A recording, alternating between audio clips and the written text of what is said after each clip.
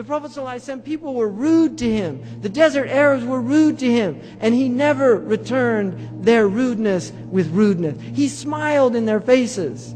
He returned their bad manners with good character. And this is what he taught us to do with people. And we have to, it's mujahada, we have to struggle. The sabr is in sadmat al-ula. Patience, when the woman who was in the graveyard, and she was mourning over, and the Messenger of Allah passed by her, and he said that this is a musibah and you should be patient. And she said, you didn't have the tribulation that I had. That's how she answered him. And he just left her. Now look at the character there. He didn't say, don't you know who I am? I'm the Messenger of Allah. You can't talk to me like that. He didn't say that. He saw she was musab. She was in tribulation. He left her to be in her tribulation. He gave her nasiha and she didn't accept it, but he recognized her psychological state.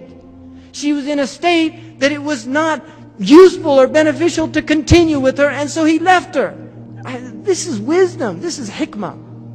And then he went to his house and somebody came by and he said, don't you know who that was? That was the Messenger of Allah. Suddenly remorse entered her heart. Astaghfirullah.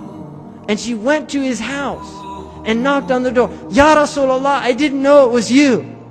And the Messenger of Allah said, patience is in the first calamity, when the first thing hits. That's when, in other words, when the calamity hits, patience that Allah wants is at that point. That's the point. Allah does not want you to lose control.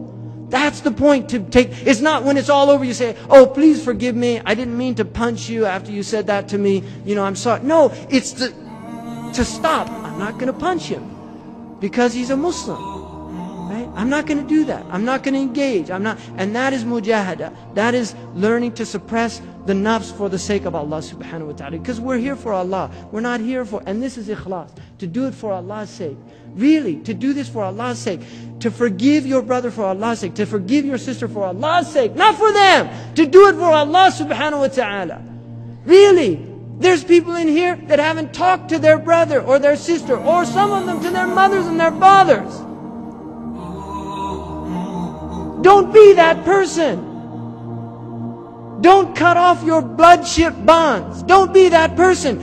Do it for the sake of Allah. And a man came to the Messenger of Allah. He said, Ya Rasulullah, asilu akhi wa yaqta'uni, u'tihi wa yamna'uni, uwasiluhu wa la yuwasiluhu. I give him, he withholds. I come to him, he cuts me off. What should I do? He said, that is silat al-rahm. That what you're doing is the right thing, and continue to do it even though he's cutting you off. That's Islam. That's Islam. And it's hard. Don't think this is an easy religion.